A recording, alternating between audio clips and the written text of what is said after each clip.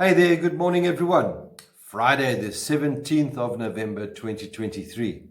This morning's devotional is a reading from Matthew chapter 17, verse 20b. That is the second portion of verse 20, and it reads, I tell you the truth, if you have faith as small as a mustard seed, you can say to this mountain, move from here to there, and it will move.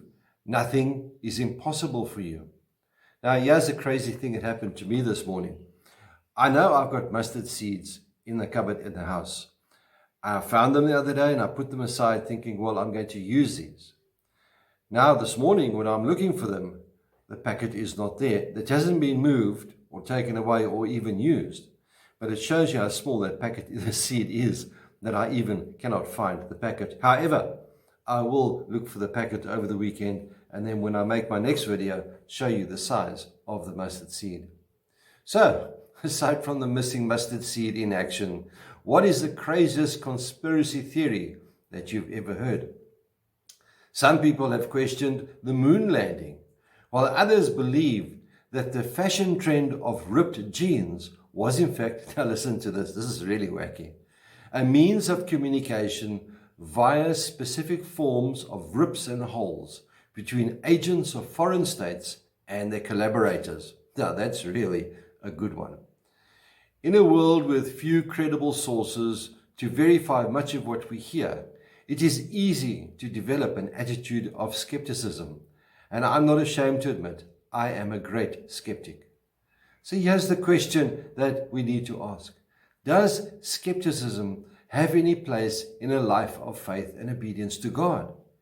It's hard to obey God, to obey God's commands when questioning whether you can even hear His voice. Yet, James reminds us in James chapter 1 verse 6 that man is full of doubt, double-minded and unstable, storm-tossed on the waves of life's circumstances. It's easy to believe when all is well, but when accusations and fears come, faith in God's love and God's goodness can disappear. Yet, have a look at God's response to doubt. And it's a surprising one because He wants us to discuss our doubts with Him. And we can find a reference to this in Genesis chapter 18.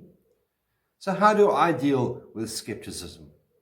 Firstly, I acknowledge the struggle and then I ask God for His help, including His wisdom.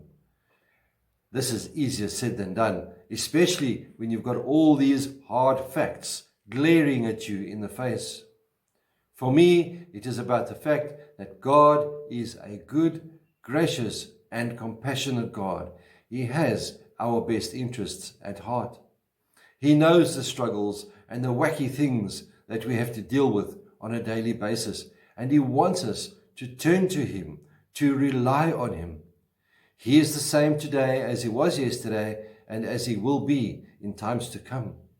I believe that God does not require us to have buckets of faith, but as Jesus said, as small as a mustard seed.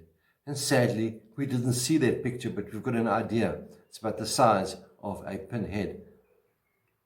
So my dear friends, faith is about believing that God is as great, as good, and as powerful as He says He is. None of us have perfect faith, but we grow when we keep on in faith through acts of worship, obedience, prayer, and love. May we use this time over the weekend to cultivate our faith in God, and I will use my time also to look for that packet of missing mustard seeds. May the Lord be with you. May He bless you. May He cause His face to shine upon you and be with you always. Goodbye.